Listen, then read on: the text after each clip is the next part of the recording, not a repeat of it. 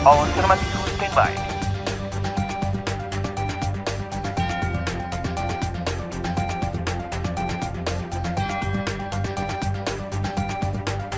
Kamera rolling.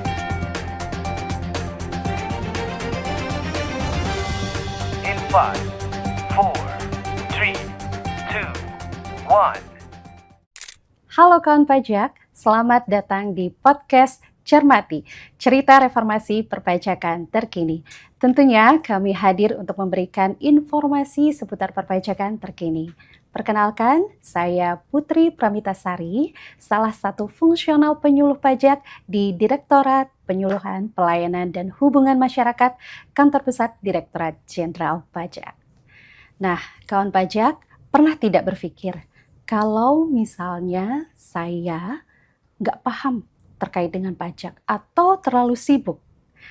Lantas ketika kita membutuhkan atau ada urusan terkait perpajakan, apakah kita bisa menunjuk orang lain untuk menjadi kuasa kita dalam hal melaksanakan hak dan kewajiban perpajakan?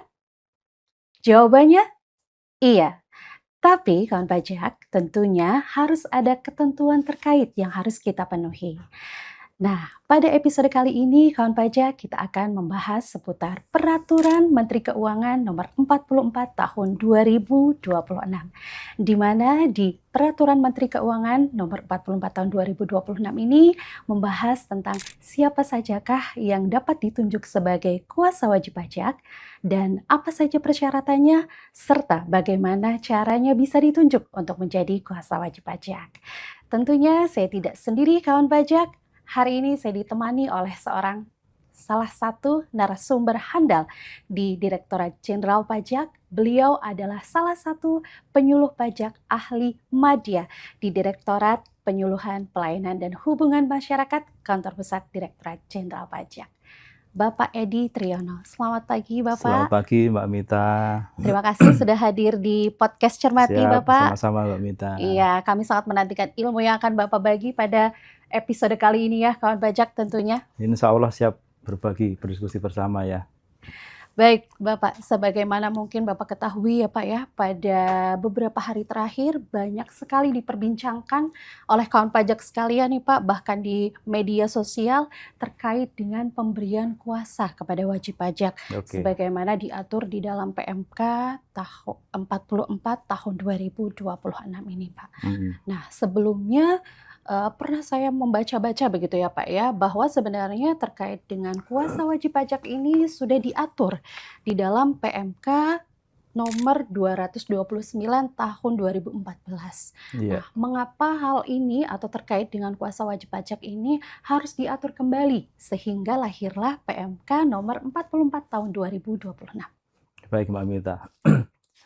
Kawan pajak semuanya, untuk pengaturan terkait kuasa wajib pajak ini, induknya di awal di Undang-Undang KUP, di pasal 32 itu orang atau badan bisa menunjuk seorang kuasa Mbak Mita. Kemudian diatur kembali di pasal 44E, di ayat 2 di huruf E-nya, di sana mengatur bahwa pengaturan khusus terkait pelaksanaan hak dan pemenuhan kewajiban tentang kuasa dan kompetensinya diatur lanjut dengan Peraturan Menteri Keuangan. Lalu muncullah PMK nomor 229 tahun 2014 yang Mbak Mita sebut tadi kan. Kemudian dengan bergulirnya waktu, ternyata ada beberapa hal yang nggak pas di lapangan. Sehingga pernah muncul ada uji materi di di Mahkamah Konstitusi. Terbitlah putusan Mahkamah Konstitusi nomor 63 tahun 2017. Nah, dari hasil perbaikan itu, dari hasil putusan Mahkamah Konstitusi, DJP membuat perbaikan atas Peraturan Menteri Keuangan nomor 229 tahun 2014. Diatur ulang di PMK nomor 44 tahun 2026 ini.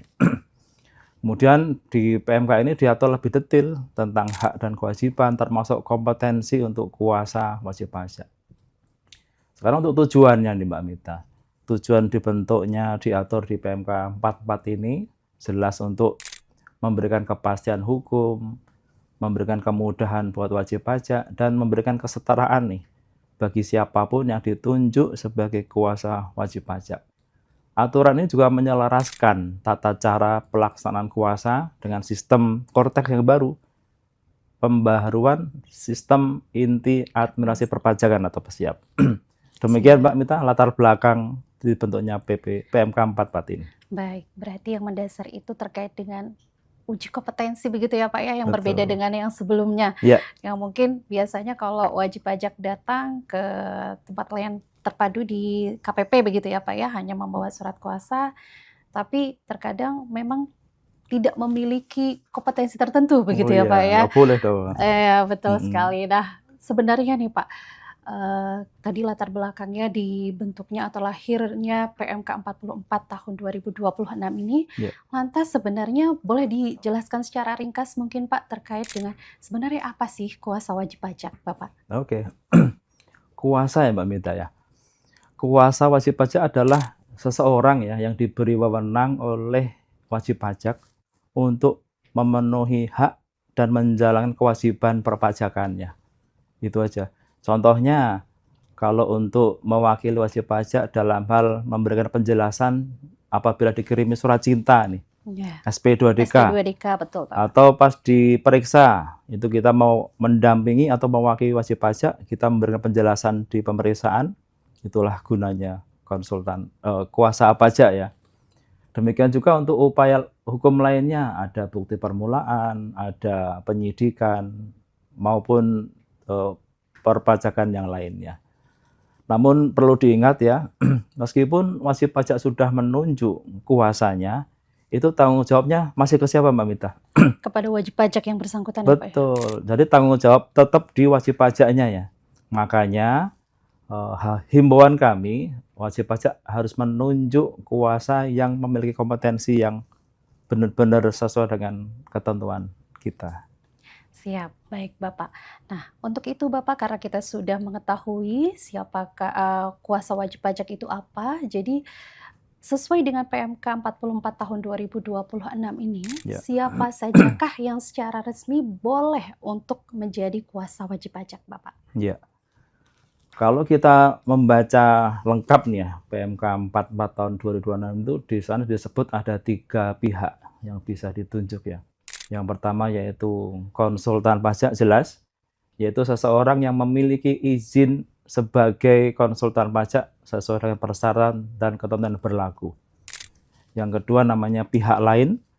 Pihak lain itu seseorang yang sudah melewati ujian kompetensi, sudah mendapat SKK namanya, surat keterangan kompetensi, kemudian mendapat surat keterangan terdaftar sesuai dengan peraturan perpajakan tentunya. Yang ketiga adalah keluarga. Keluarga ini khusus ya, dia tidak wajib memiliki kompetensi, tapi tentu saja harus yang bagus dong Mbak ya, harus yang punya kompetensi lah, meskipun tidak disyaratkan punya SKK dan SKT. Nah, siapa sih keluarga ini? Keluarga ini meliputi suami, istri yang memiliki hubungan darah atau semenda, itu maksimal dalam derajat kedua. Misalnya saya sebagai wajib pajak, itu yang masuk dalam derajat kedua itu sampai dengan kedua itu adalah istri, kemudian orang tua, kakek. Orang tua derajat 1 turun ke saudara kandung saya, itu derajat kedua. Kemudian saya punya anak, punya cucu saya itu derajat kedua. Siap. Baik, berarti bisa disimpulkan nih ya kawan pajak ya, bahwa untuk menjadi kuasa wajib pajak itu ada 3 kategori ya Pak ya, kuasa Betul. wajib pajak ya. Ya. Dari keluarga, tapi ada dibatasi begitu ya Pak ya, hanya saudara dan maksimal semenda sampai derajat dengan kedua. Derajat kedua. Ya. Yang kedua yaitu konsultan pajak, Betul. tentunya harus memiliki izin praktek ya konsultan Pak pajak yang masih berlaku. Betul sekali. Dan yang ketiga adalah pihak lain ya. Jadi kawan pajak silakan untuk dicermati bahwasanya kuasa wajib pajak ada 3 yang dapat menjadi kuasa wajib pajak. Yang pertama bisa dari keluarga, yang kedua adalah konsultan pajak ataupun pihak lain. Nah, Bapak terkait dengan kuasa wajib pajak ini, apakah ada persyaratan tertentu atau istilahnya kualifikasi khusus ya, bahwa seseorang itu dapat ditunjuk sebagai kuasa wajib pajak? Baik, kita bedah satu-satu nih berarti Mbak Mita ya. Betul sekali, Pak. Yang pertama konsultan pajak ini. Konsultan pajak itu syaratnya harus memiliki tadi izin konsultan pajak yang masih berlaku. Kemudian dia harus terdaftar dalam sistem administrasi DJP. Artinya nanti setelah dia punya izin konsultan pajak, dia harus masuk di Sikop namanya. Di websitenya Kemenkeu ada namanya Sikopnya. Sudah masuk di sana. Kemudian yang kedua terkait yang pihak lain tuh. Pihak lain itu ada kualifikasinya juga. Nanti pada saat ujian kompetensi dia mendapat SKK, dia bisa menempuh ujian yang untuk wajib pajak orang pribadi. Dia harus tes dulu nih, tes untuk mendapat SKK level A mungkin ya istilahnya. Kemudian kalau untuk mewakili OP dan badan, dia harus tes yang kompetensi tingkat B. Kemudian kalau untuk perpajakan internasional, dia harus tes yang level C. Nah, setelah dia lulus ujian kompetensi, dapat SKK, surat keterangan kompetensi, kemudian dia harus input sendiri di sistem Cortex-nya. Nantinya kalau sudah sistem berjalan lancar, itu by sistem otomatis akan terupload sendiri SKT-nya. SKT ini diterbitkan oleh Menteri Keuangan atau pejabat yang ditunjuk. Kemudian apabila izin atau surat keterangan dibekukan atau dicabut, maka pihak lain itu kehilangan haknya untuk menjadi kuasa. Tidak bisa lagi ditunjuk sebagai kuasa wajib pajak. Ada lagi nih Mbak Mita, selain itu ada pengaturan khusus bagi mantan pegawai Direktorat Jenderal Pajak. Ini ada beberapa yang diatur, ada yang pensiun misalnya. Nah, kalau dia pensiun, maka ada beberapa hal yang harus diperhatikan. Yang pertama, dia itu tidak pernah dijatuhi hukuman disiplin yang berat. Ya. Yang pertama, tidak pernah dijatuhi hukuman disiplin yang berat. Kemudian telah melewati masa tenggang minimal 5 tahun sejak pensiun, dihitung dari SK pensiunnya. Itu dua hal kalau dia pensiunan wajib pajak. Kemudian bagaimana kalau bukan pensiun ya, tapi resign. Misal nih kawan saya namanya Beli Gede misalnya. Beli Gede ini belum mencapai masa pensiun, tapi resign. Berhenti gitu ya, Pak, sebelum memasuki usia pensiun. Itu harus ada 3 syaratnya. Yang pertama, pemberhentian tadi itu harus secara dengan hormat, Mbak Mita. Jadi diberhentikan dengan hormat. Nah, kemudian yang kedua sama dengan yang tadi, tidak pernah dijatuhi hukuman disiplin berat selama mengabdikan diri di Direktorat Jenderal Pajak. Yang ketiga sama dengan yang syarat tadi, yaitu telah melewati masa tenggang 5 tahun sejak pensiun dihitung dari tanggal SK-nya. 3 syarat itu. Ada satu lagi nih, yaitu P3K. P3K itu apa? Pegawai pemerintah dengan perjanjian, ya itulah. P3K ini syaratnya mirip-mirip lah. Yang pertama, tidak pernah dijatuhi hukuman disiplin berat atau pemutusan hubungan perjanjian kerja dengan tidak hormat.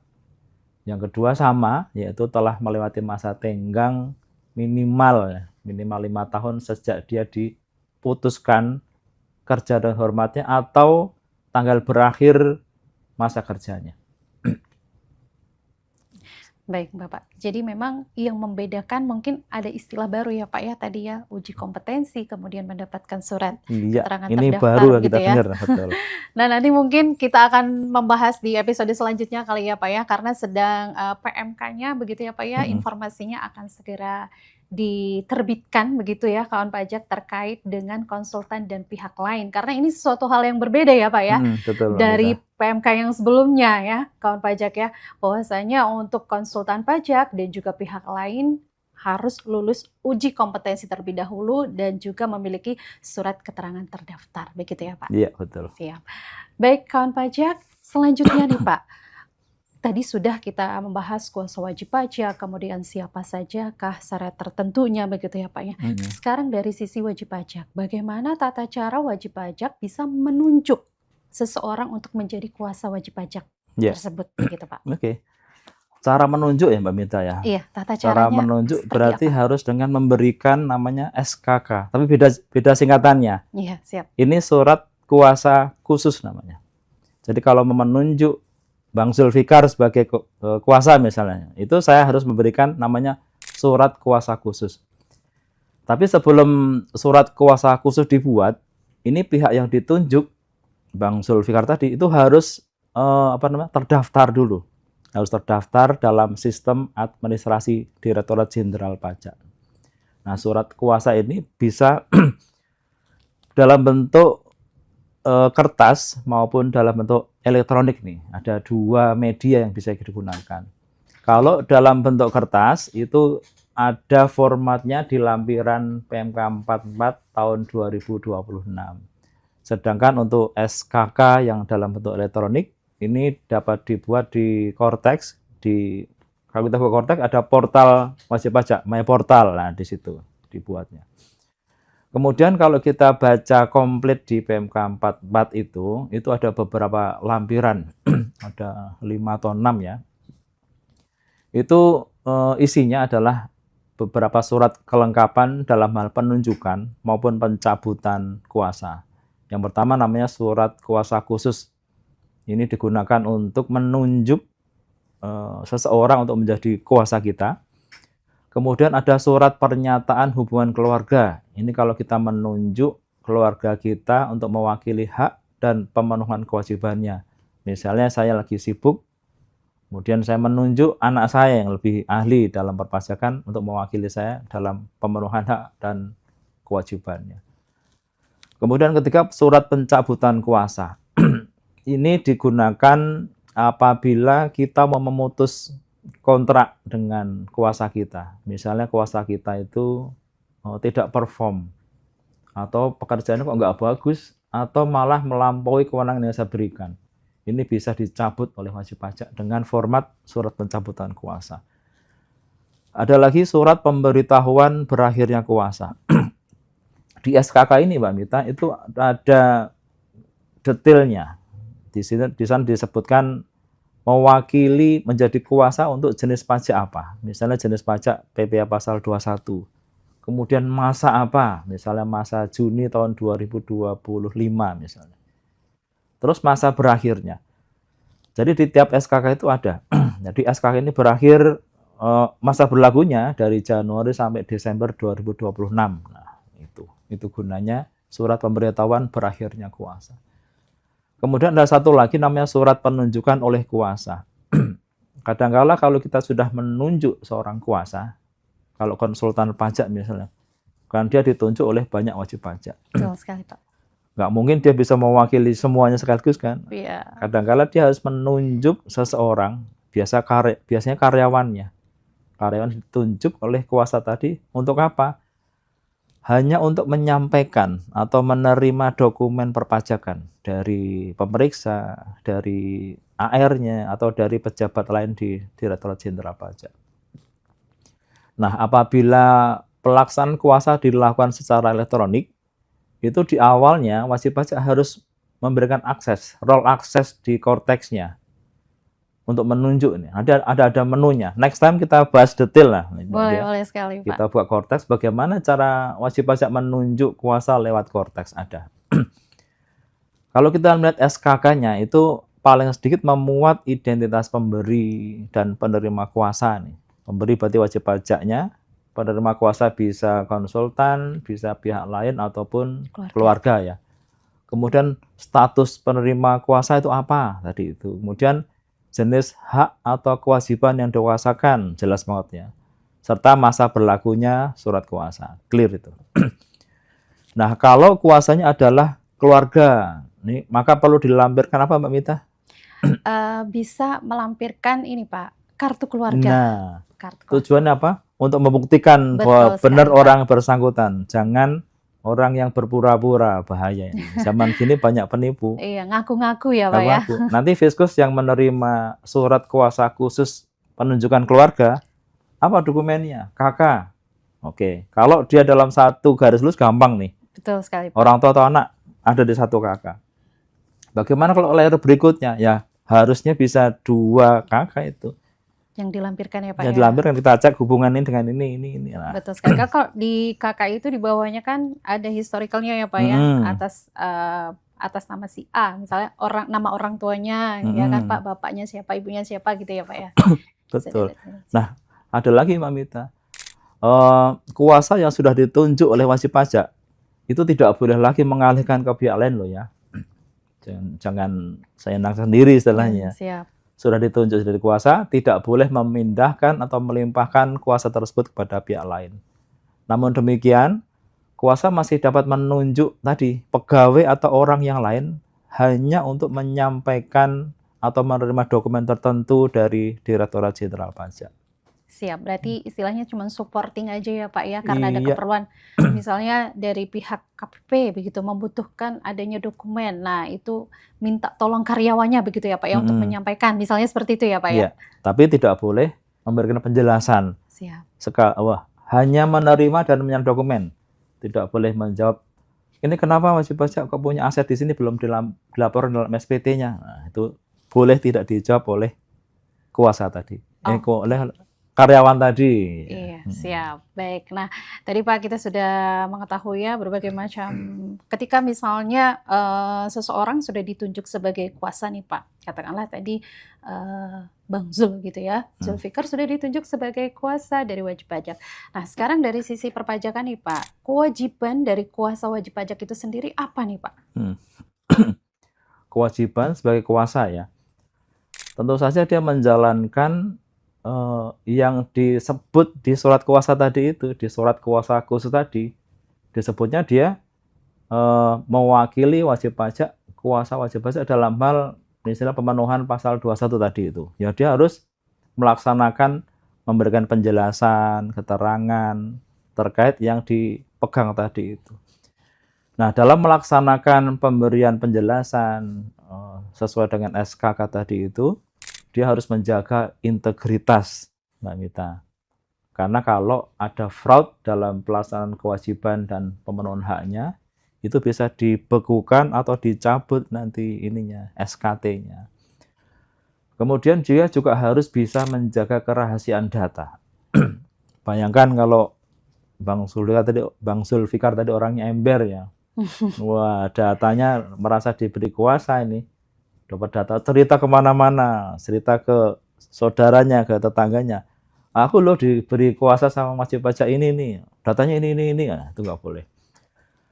Kemudian dia menjadi kuasa sesuai dengan klasifikasi izinnya. Kalau konsultan pajak dia harus menjalankan sesuai dengan izin konsultan pajaknya. Tadi ya ada klasifikasi A, B, C. Demikian juga dengan surat keterangan terdaftar bagi pihak lainnya. Nah, sebaliknya kuasa tadi tidak boleh memberikan informasi menyesatkan, yang bohong nih. Bila harusnya di datanya punya 10 aset, DBL-nya hanya 3, itu nggak boleh. Kemudian tidak boleh dia menghambat proses pemeriksaan. Misalnya mereka mau memasukin ruangan tertentu untuk mencari data, dia nggak boleh menghambat. Dan tidak boleh menghalangi pelaksanaan ketentuan perpajakan. Ini yang penting untuk diperhatikan bagi kawan pajak semuanya. Apabila melanggar, itu tentu akan kena sanksi yang lumayan. Nanti kita tunggu ya sanksinya seperti apa, ada di Peraturan Menteri Keuangan yang mengatur khusus terkait konsultan dan pihak lain. Baik. Bapak, terkait dengan penunjukan kuasa wajib pajak tadi, Pak, apakah ketika seseorang ditunjuk sebagai kuasa wajib pajak itu berlaku seterusnya atau ada jangka waktunya atau seperti apa, Pak? Apakah ada masa berlakunya sesuai dengan tadi ya, Pak, yang sudah disampaikan bahwasanya ketika seseorang ditunjuk oleh wajib pajak sebagai kuasa wajib pajak diperlukan adanya surat kuasa khusus, begitu ya, Pak ya? Betul. Nah, apakah itu ada jangka waktunya atau seperti apa, Pak? Oke. Kalau surat kuasa khusus tentu tadi sudah kita spill di pertanyaan tadi ya, itu ada masa berlakunya. Berarti tidak berlaku selamanya. Nah, bagaimana kondisi SKK tadi berakhir? Itu ada beberapa hal. Pertama, apabila masa berlakunya habis. Sudah ya, misalnya disebut 1 Januari sampai Desember 2026. Berarti 2026 otomatis habis ya. Yang kedua, dicabut oleh wajib pajak. Apabila dia tidak perform atau tidak menjalankan hak dan kewajiban yang benar ya, dia bisa dicabut ada tadi surat pencabutan kuasa di lampiran PMK 44 disebut juga. Kemudian yang ketiga, apabila izin atau surat keterangan terdaftar pihak lain atau konsultan tadi digebukan atau dicabut, itu otomatis akan habis nih SKK-nya. Atau penerima kuasa tadi dipidana sesuai ketentuan perpajakan berlaku. Case-case seperti itulah yang menyebabkan SKK tadi tidak berlaku selamanya, Mbak Mita. Bisa anytime tutup gara-gara 4 hal tadi itu. Nah, apabila wajib pajak ingin mencabut kuasa, pencabutan dilakukan melalui surat yang tadi, yang kita sebut di lampiran PMK 44. Kemudian ketika kuasa tersebut sebelum diberikan role akses pada portal wajib pajak di Kortex, begitu kita cabut atau begitu masa berlakunya berakhir, itu secara otomatis by sistem role akses tadi sudah tidak bisa diakses lagi. Ini karena Kortex ini sudah linkage ya, sudah nyambung kemana-mana ya. Begitu dicabut, role akses nggak bisa lagi dipakai lagi oleh kuasa tadi. Baik ya, jadi memang penting sekali ya kawan pajak untuk memeriksa kembali juga berarti ya Pak ya di korteksnya masing-masing ya. Betul. Siapakah saja yang ditunjuk sebagai kuasa wajib pajaknya. Dicek juga ya kawan pajak terkait dengan tadi penunjukannya sampai dengan masa apa begitu ya, sampai dengan tahun berapa. Nah Bapak, karena tadi sudah disampaikan begitu banyak informasi tentang kuasa wajib pajak nih Pak. Dengan diterbitkannya PMK 44 tahun 2026 ini, tadi juga sudah disampaikan adanya uji kompetensi begitu ya Pak ya. Lalu bagaimana di masa transisi ini nih Pak? Apakah di tahun 2026 yang masih berjalan sampai dengan nanti 31 Desember tahun 2026 ini Pak, bagaimana ketentuannya Pak? Apakah ada aturan khusus ya terkait dengan kuasa khusus? Karena kan nanti untuk uji kompetensi ini baru aktif akan dilaksanakan di tahun 2027, betul ya Pak ya? Iya, betul Mbak Mita. Inilah bagusnya PMK 44 ya, dia mengatur masa transisi. Karena PMK yang mengatur terkait konsultan dan pihak lain belum ada bagaimana cara ujiannya. Ini bocoran ya, nanti ujiannya oleh BPPK. Jadi pihak yang independen, bukan DJP, bukan asosiasi konsultan. Ujiannya kapan? Tentu saja sebelum 1 Januari. Karena kan ujian dulu, nanti penetapan SKK, SKT, per 1 Januari bisa mewakili wajib pajak. Nah, masa transisi sejak aturan ini diundangkan sampai dengan nanti 1 Januari, siapa sih yang masih boleh menjadi kuasa wajib pajak? Kalau dia konsultan pajak, dia masih punya izin sebagai konsultan pajak dan telah memiliki sertifikat brevet perpajakan. Itu ya. Kalau untuk pihak lain ya, pihak lain itu bisa karyawan, bisa orang lain selain karyawan, dia tuh harus mempunyai brevet perpajakan, brevet A, brevet B, brevet C gitu. Kemudian atau jadi dia punya brevet A, B, C atau ijazah pendidikan formal di bidang perpajakan. Tapi ada syaratnya, harus dari kampus atau universitas yang terakreditasi A dan minimal pendidikannya diploma 3. Ini agak spesial juga ya. Jadi kalau pihak lain itu harus punya brevet ABC atau menunjukkan ijazah bahwa dia sekolah atau kuliah di universitas atau lembaga pendidikan yang terakreditasi A minimal diploma 3. Nah, orang-orang tadi ini masih bisa ditunjuk sebagai kuasa sampai dengan 31 Desember 2026 sesuai ketentuan peralihan di PMK 44 ini.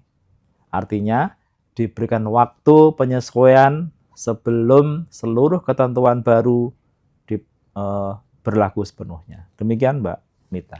Baik, jadi tidak perlu khawatir ya kawan pajak ya, bagaimana dengan diterbitkannya PMK 44 tahun 2026 ini, lalu Bagaimana nih nasibnya sebagai kuasa wajib pajak? Apakah wajib pajak masih bisa atau tidak bisa mengkuasakan seseorang untuk menjadi kuasa wajib pajak? Tentunya sesuai dengan PMK 44 tahun 2026 ini ada namanya ketentuan peralihan. Sebagaimana sudah disampaikan oleh Pak Edi tadi, bahwasanya kalau untuk konsultan pajak tetap masih bisa ditunjuk sebagai kuasa wajib pajak begitu ya Pak ya, Betul. asalkan masih memiliki izin konsultan konsultan pajak. pajak. Kemudian selain konsultan pajak, nah maka atau kita sampaikan ini namanya kalau selain konsultan pajak ini pihak lain begitu ya Pak ya. Betul. Jadi pihak lain ini harus memenuhi kualifikasi kawan pajak.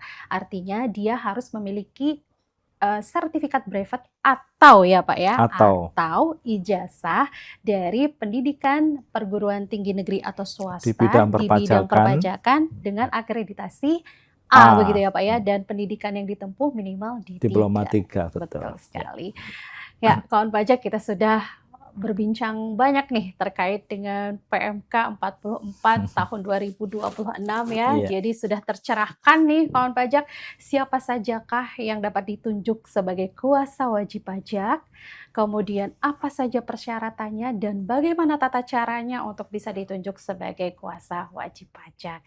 Harapan kami pelayanan perpajakan semakin profesional, memberikan kepastian hukum dan tentunya memberikan kemudahan kepada wajib pajak sekalian. Baik, Bapak, terima kasih sudah hadir di podcast Cermati. Sama-sama Mbak Mita, dengan senang hati. Lain kali mungkin bisa kita agendakan lagi ya Pak ya. Anytime, siap. Baik, terima kasih kawan pajak juga sudah mendengarkan podcast Cermati kita pada episode kali ini. Kawan pajak, jangan ragu untuk memperlihatkan kontribusimu kepada negeri ini, karena pajak yang engkau berikan adalah bentuk nyata dari keikutsertaan Anda dan juga kontribusi nyata bahwa kita ikut serta dalam pembangunan Indonesia. Baik, terima kasih sekali lagi. Sampai jumpa di episode selanjutnya podcast Cermati. Semuanya ada hanya di Cermati. Cermati, cerita reformasi terkini. Semuanya ada hanya di Cermati.